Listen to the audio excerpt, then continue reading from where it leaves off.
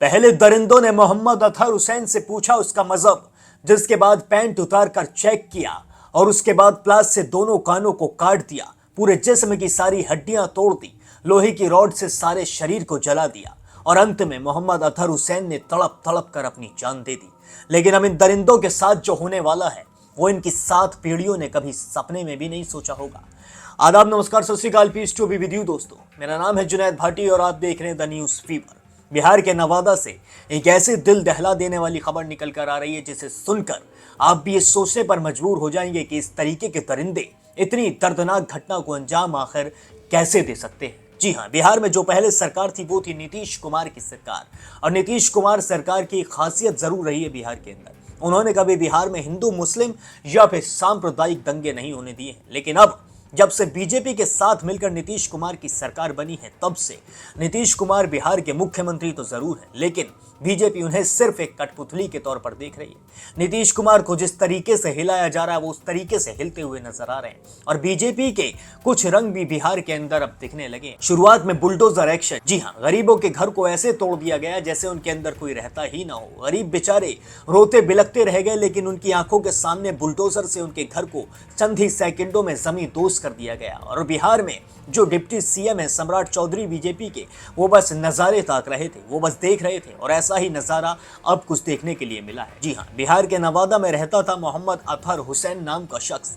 मोहम्मद अतहर हुसैन एक रोज कमाने वाला मजदूर था। ये फेरी का काम करता था, फेरी लगाकर कपड़े बेचा करता था। और ऐसे ही एक दिन मोहम्मद अतहर अपने घर से निकला था कपड़े बेचने के लिए, अपना और अपने परिवार का पेट भरने के लिए। मोहम्मद अतहर रोज की तरह सड़कों पर आवाज लगा रहा था, कपड़े बेच रहा था, लेकिन इतने में उसके पास 6 से 7 नशेड़ी आते हैं और उससे आगे उसका नाम पूछते हैं। मोहम्मद अतहर जब उनसे पूछता है कि तुम्हें क्या करना है मेरे नाम का, तो फिर वो उससे जबरदस्ती करते हैं। इतने में मोहम्मद अतहर समझ जाता है कि कुछ तो गड़बड़ है। वो वहां से भागने की कोशिश करता है, लेकिन वो 6 से 7 लोग उसे भागने नहीं देते हैं। फिर उससे दोबारा उसका नाम पूछा जाता है, लेकिन फिर भी अतहर अपना नाम नहीं बताता है। जिसके बाद मोहम्मद अतहर की पैंट उतारी जाती है और उसका मजहब चेक किया जाता है। और जब उन्हें पता चलता है कि मोहम्मद अतहर मुस्लिम समुदाय से आता है, तो फिर उसके साथ इतना बुरा हश्र किया जाता है कि कोई अपने सपने में भी नहीं सोच सकता है। उनकी इंसानियत आखिर उस वक्त कहाँ मर गई थी? वो जो इंसानियत की बात करते हैं, उस वक्त उनकी इंसानियत कहाँ चली गई थी जिस वक्त उन्होंने मोहम्मद अतहर हुसैन पर इतनी बुरी तरीके से हमले किए थे? और जो वहां से लोग गुजर रहे थे, उन लोगों की आखिर आत्मा कहां गई थी उस वक्त जब मोहम्मद अतहर हुसैन को इतनी बुरी तरीके से वो लोग मार रहे थे? शुरुआत में मोहम्मद अतहर हुसैन के उन्होंने प्लास से कान काट दिए, जिसके बाद एक लोहे की रॉड से उनके शरीर को पूरी तरीके से जला दिया गया और उन्हें इतनी बुरी तरीके से मारा कि मोहम्मद अतहर अधमरे हो गए। इतने में ही वहां से एक शख्स गुजर रहा था जिसने मोहम्मद अतहर को बचाने की कोशिश की, लेकिन जब मोहम्मद अतहर ने दोबारा से भागने की कोशिश की तो वो 7-8 लोग 15-20 लोगों में बदल गए। जी हाँ, उन्होंने अपने और साथियों को बुला लिया और फिर उसके बाद मोहम्मद अतहर को और बुरी तरीके से पीटा गया। यानी कि अतहर को इतनी बुरी तरीके से पीटा गया कि उसे ये भी लगने लगा था कि कहीं मैं इस दुनिया से अभी के अभी ना चला जाऊं। इतने में एक शख्स 112 नंबर पर फोन करता है और जैसे ही पुलिस आती है, ये सारे हमलावर वहां से भाग खड़े होते हैं। मोहम्मद अतहर को हॉस्पिटल में भर्ती कराया जाता है, जिसके बाद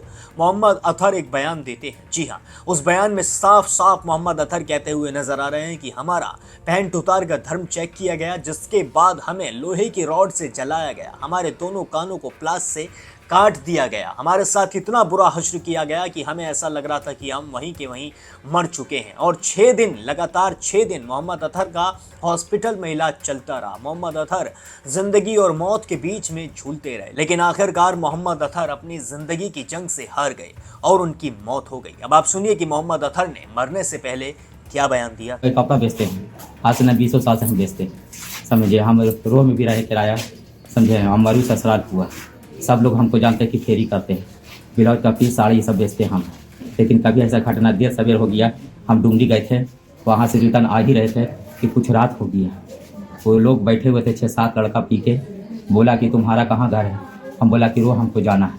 आगे से हमको छीन लिया, छेक लिया। छेकने के बाद बोला कि क्या नाम है? तो हम बोला मेरा नाम मोहम्मद अतहर हुसैन। बोले नीचे उतार, समझे। हम नहीं उतारे थे, ज़बरदस्ती हमको नीचे उतारा गया।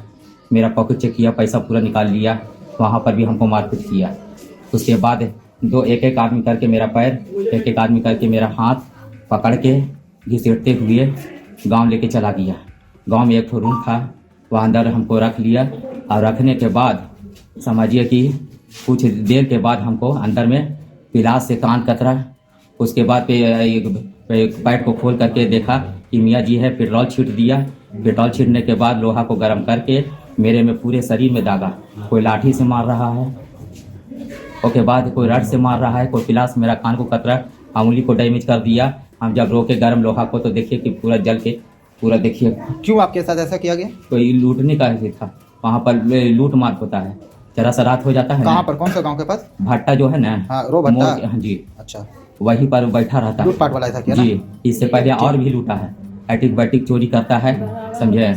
पुलिस पकड़ा भी आपका था। घर कहाँ हुआ? मेरा घर बिहार शरीफ गगन दीवान हुआ। गगन दीवान हुआ, ठीक है। आपका ससुराल यहाँ, ससुराल में नहीं रहते हैं? ससुराल में ठीक। पहले रहते थे, अब डायरेक्ट हम फेरी, समझे। दोस्तों देखा आपने मोहम्मद अतहर की इस वीडियो में हालत कितनी ज्यादा खराब लग रही है, लेकिन वो फिर भी बोलते हुए नजर आ रहे हैं। उन्हें शायद ऐसा नहीं लग रहा होगा कि वो कुछ ही दिन के मेहमान हैं, लेकिन यहाँ सबसे बड़ा सवाल यही खड़ा होता है कि आखिर उन लोगों की इनसे दुश्मनी क्या थी। ये तो बेचारा सिर्फ एक गरीब व्यक्ति था जो अपना और अपने परिवार का कपड़े बेचकर पेट भरता था। इसकी आखिर गलती क्या थी? इससे वो आखिर पैसे क्यों मांग रहे थे? आखिर इस शख्स के पास उनका क्या रखा हुआ था जिसे वो छीनने के लिए आए थे? ये तो सिर्फ अपनी मेहनत से पैसा कमाता था, आखिर ये उन्हें पैसा क्यों देता? और इसके पैसे ना देने की वजह से उन्होंने इसे मौत के घाट उतार दिया। अब आप सुनिए मोहम्मद अतहर की पत्नी रोती बिलखती क्या कहती नजर आ रही। मार्केट की तरफ एक अस्पताल है, वहाँ लेके आए। वहाँ जब भर्ती किया, जब देखा तो उनको ब्लड जैसी निकाला, उनका हाथ पैर सुना सुना हो गया।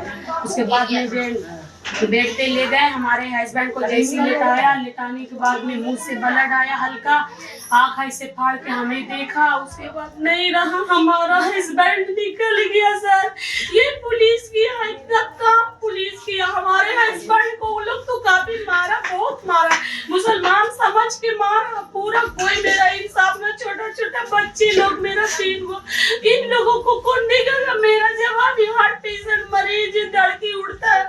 अभी हमारा बीपी लो हो गया तो हमारा चक्कर उठने लगा। तो अभी हम लोग सोचिए अगर हमें कुछ सरकार से आपका क्या मांग है? सरकार से क्या मांग है आपका? सरकार से मांग है कि हमारे बच्चे को नौकरी चाहिए, और मेरा घर में कोई कमाने वाला नहीं है, बस यही। और उसको पूरी सजा दीजिए, कड़ी से कड़ी सजा होनी चाहिए, उसको फांसी पर चढ़ाना चाहिए। उसके भी बात चाहिए। अनजान को हम क्या किए?